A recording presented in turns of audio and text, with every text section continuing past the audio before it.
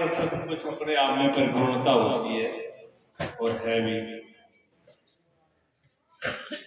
समझ धीरे धीरे आती है हर चीज की, एकदम नहीं आती किसी को भी।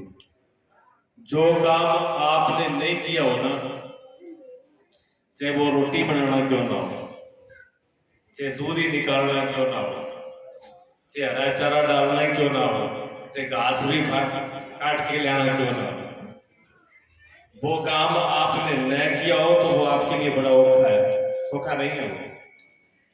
जिसने कभी गाड़ी चलाई ना हो और उसको कहे चल बैठ के ट्रेवलिंग कर, उसको पसीना आ जाएगा ना। हाँ, उसको पसीना आ जाएगा।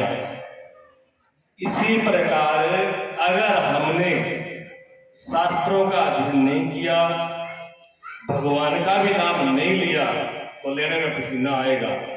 अगर शास्त्र नहीं पढ़ा तो भी, शास्त्र अगर नहीं पढ़ा है तो शास्त्र की बात सुनने में भी पसीना आएगा, सिर पर वजन चढ़ेगा।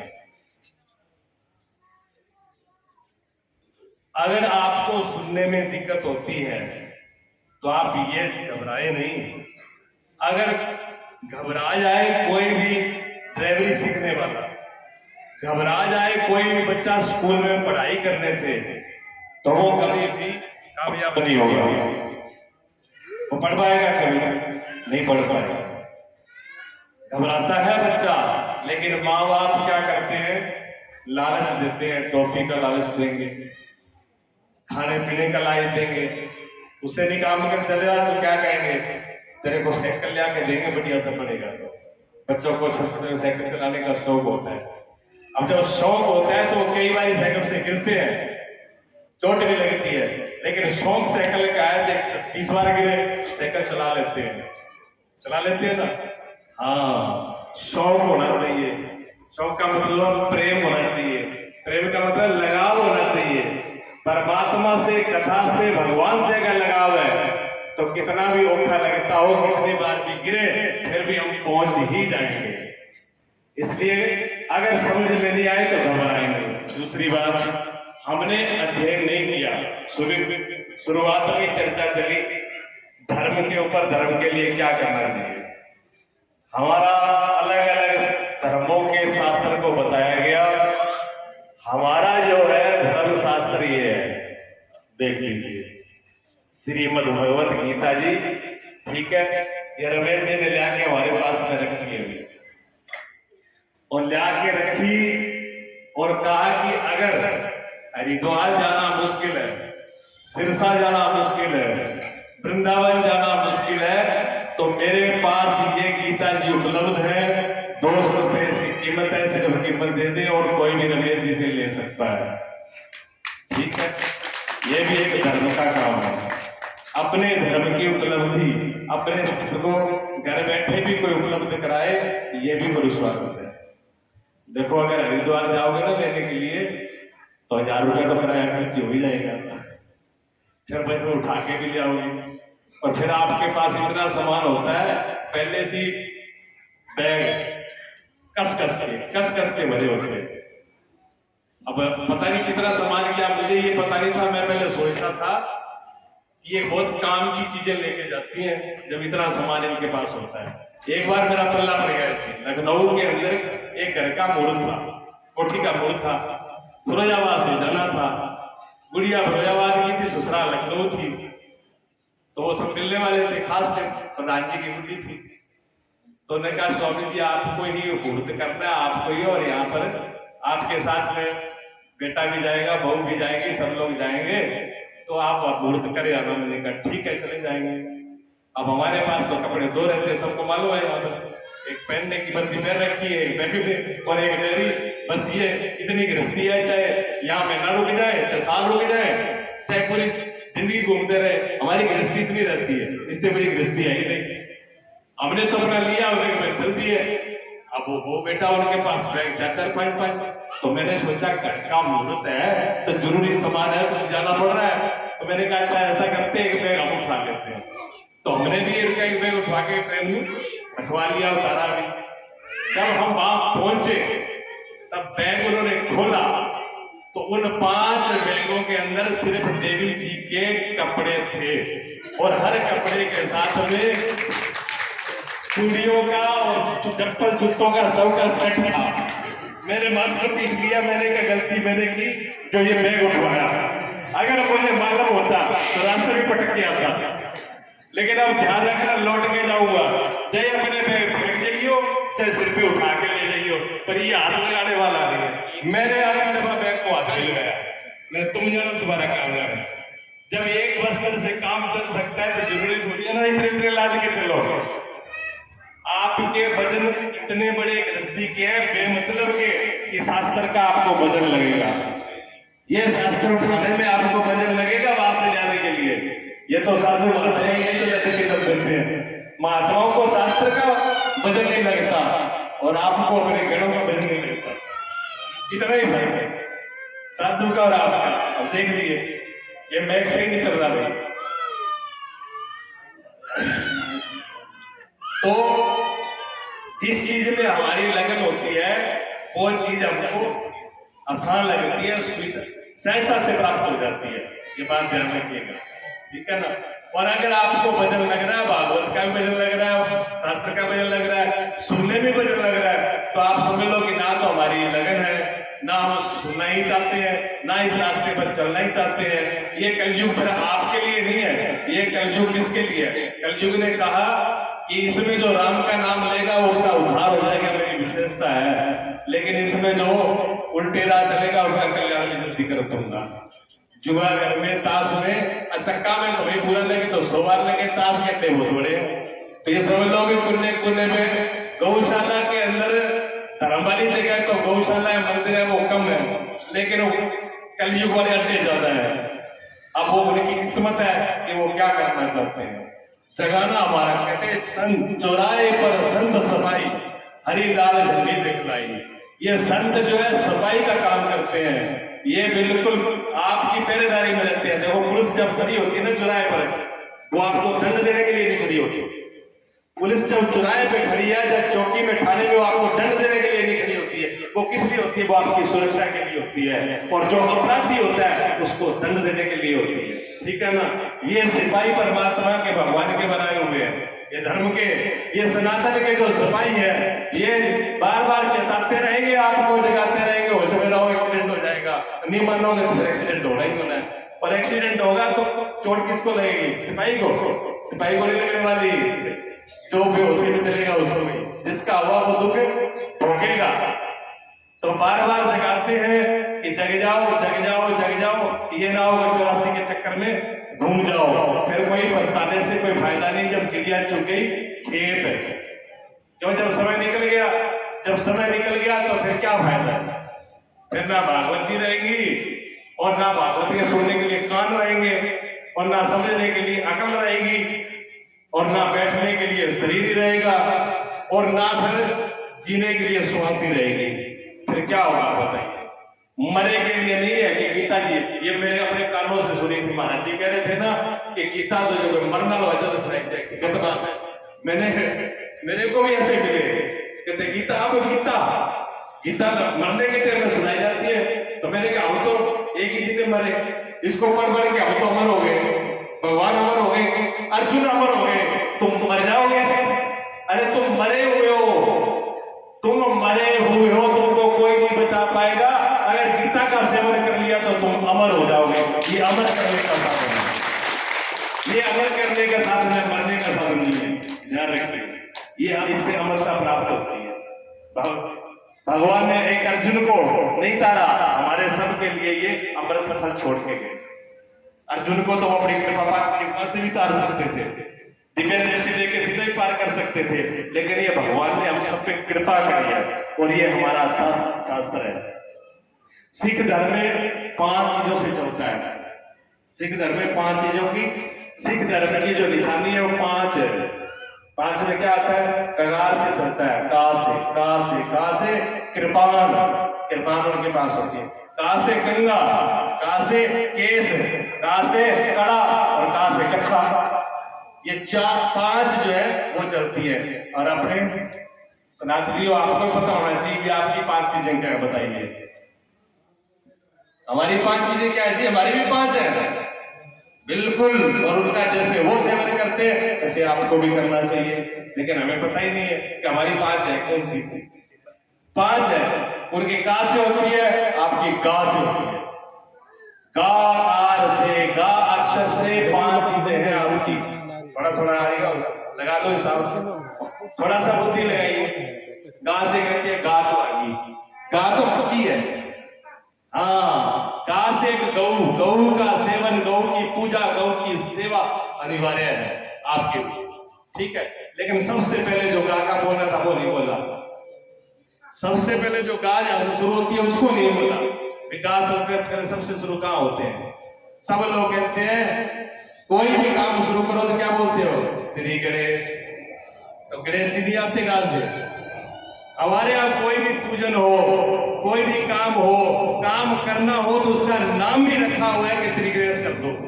जब श्री गणेश कर दो ये शब्द बोला जाता है तो मतलब क्या होता है? काम शुरू कर दो। गणेश जी हमारे सबसे शुरुआत में क्या है? सबसे शुरुआत में हमारे गणेश जी है। गणेश जी जो है, इसलिए गा से पहला शब्द क्या है? गणेश जी का विशेषता है, तो साथ में बताऊंगा टाइम रहा तो। गा से एक तो गणेश जी, दूसरा गौ, और तीसरा गा से 2 तो हो गए, तीसरा बताओ। ये गीता जी पढ़ी तो है, गा से गीता, ये तो सामने है प्रत्यक्ष। तीसरा नंबर है गा से गीता, गीता का सेवन, सेवन, सेवन का मतलब रोज पियो इसको, रोज इसका सेवन करो, रोज इसकी घूंट लो। इसलिए महाराज जी ने कहा जो गीता का रोज पाठ करे वो हाथ तक कर ले।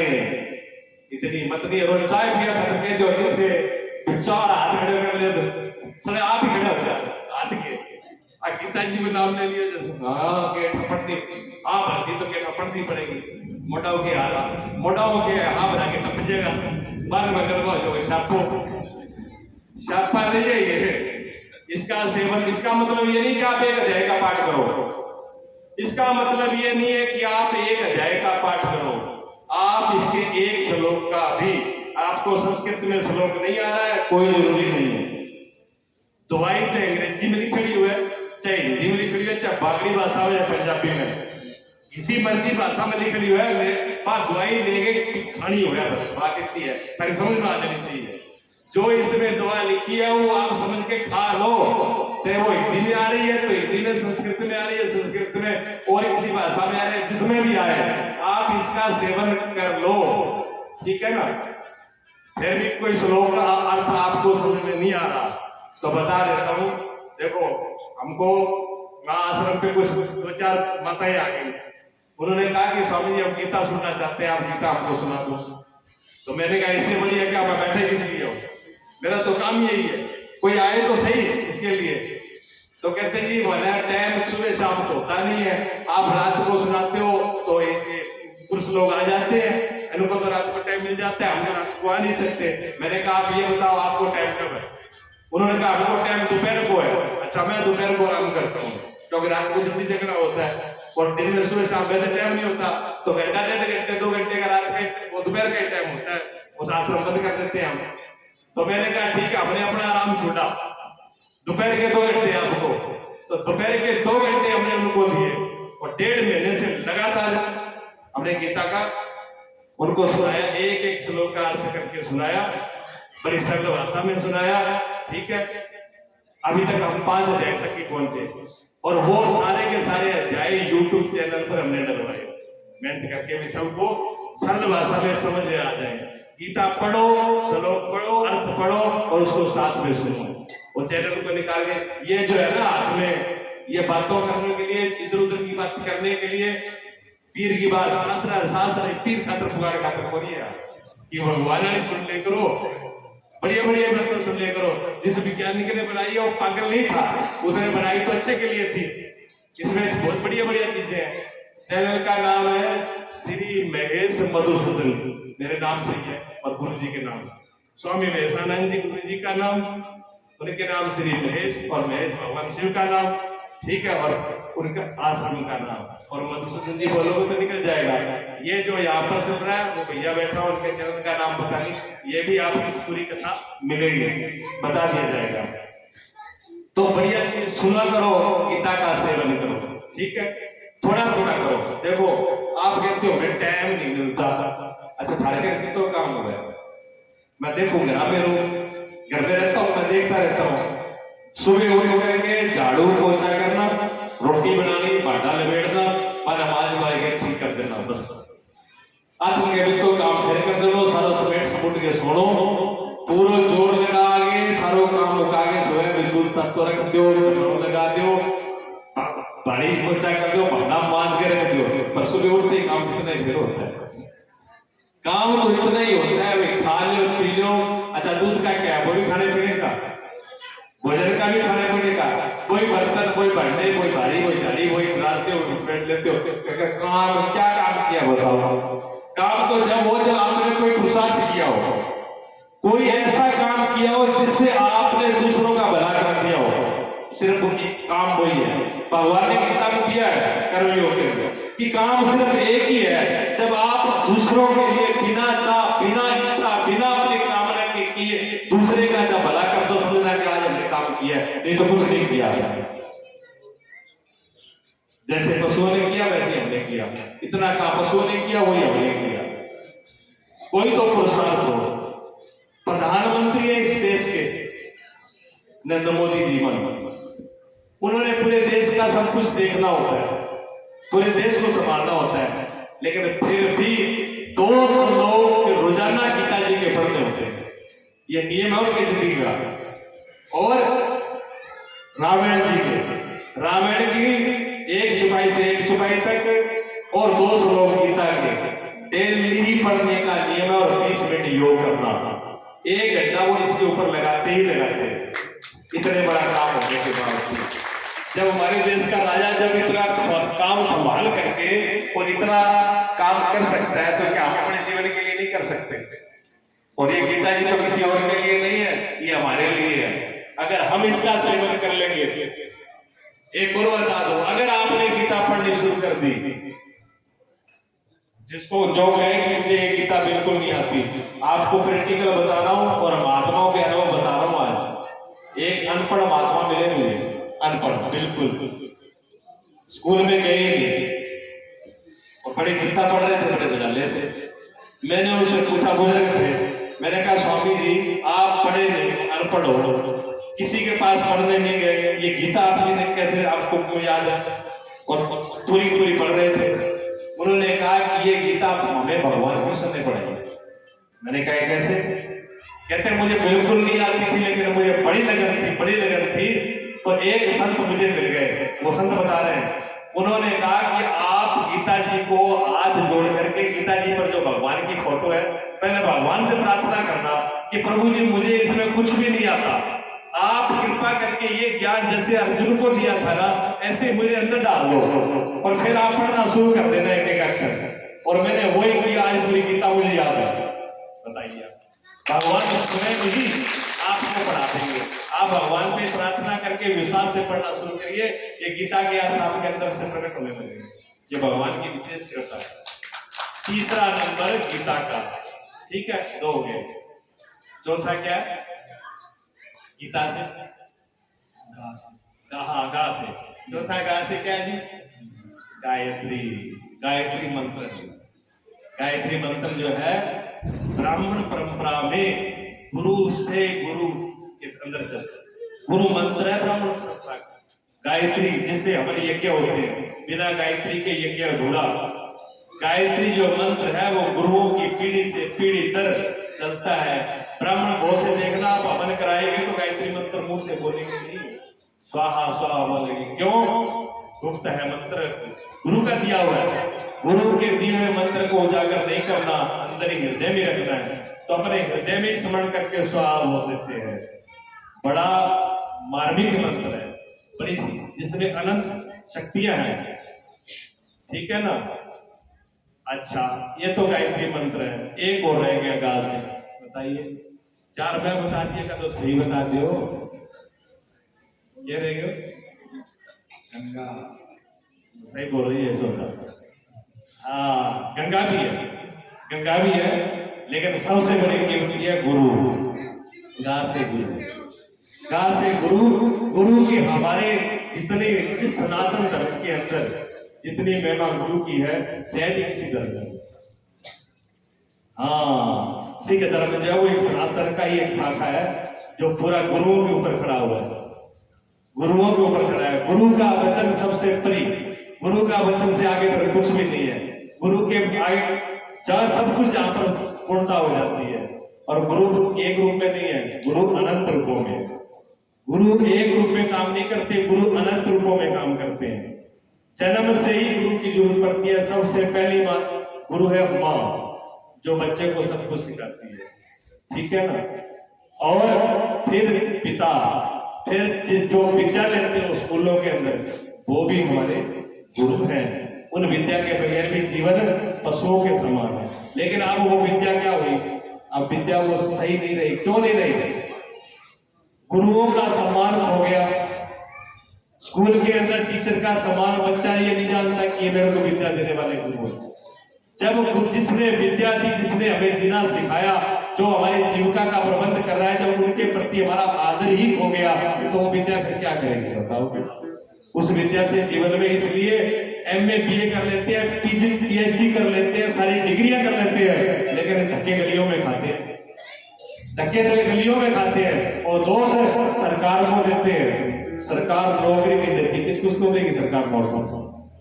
सरकार नौकरी बेटे को देगी, बाप को देगी, दादे को देगी, माँ को देगी, चाचा को देगी, चाची को देगी, किसको दे नौकरी। विद्या का मतलब क्या नौकरी था? ये मूर्खता है। विद्या का मतलब नौकरी नहीं है। विद्या अपने आप में धन है, विद्या तो खुद ही धन है। विद्या का मतलब है कि वो ताकत आपके पास है कि आप नौकरियों को पैदा कर दो। नौकरी, विद्या का मतलब ये नहीं कि आप हाथ में कटोरा ले लो।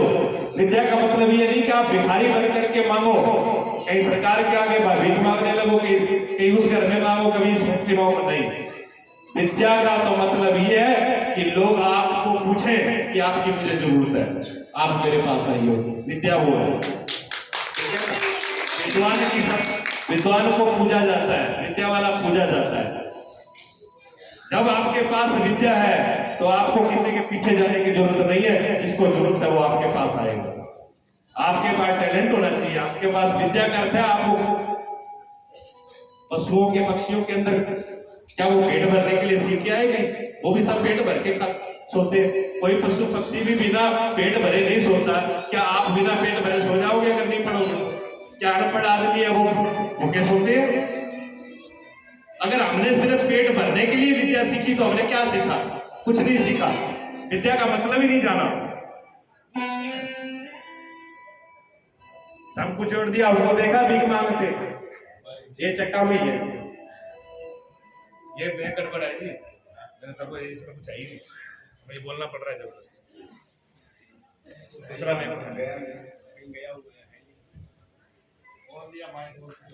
विद्या का मतलब ये नहीं है। विद्वान आदमी सर्वत्र पूजते, सब जगह पूजा जाता है। विद्या वाला आदमी कहीं भी कमा के खा लेगा। विद्या आदमी कहीं भी खड़ा हो जाएगा, वहीं से अपनी रोटी को उत्पन्न कर लेगा। ये विद्या का महत्व है, ठीक है ना। व्यापार करने वाले व्यक्ति देखा आपने, ज्यादा पढ़े लिखे लोग हैं, नौकरियों के पीछे भागते नहीं है, लेकिन लाखों को नौकरी दे देते हैं। स्वामी रामदेव है, कौन से सरकार से जाके भीख मांगी थी, इतनी फैक्ट्रियां खड़ी कर दी, इतने गुरुकुल खड़े कर दिए कि कई लाखों को नौकरी दे रहे हैं, भोजन दे रहे हैं। बताइए आप क्या बल है? ये विद्या का ही बल है। ये सब विद्या का बल है। विद्या में इतना बड़ा बल होता है। बोल रहे हैं? बोलिए सच्चिदानंद भगवान की। तो ये 5 जो है हिंदू धर्म के, सनातन धर्म के, इनका जीवन के अंदर हमको पता भी होना चाहिए और उनका सेवन भी होना चाहिए। अभी एक भजन बोल रहे, उसके बाद में हमारे भैया कुछ बोलेंगे, फिर आरती होगी, ठीक है।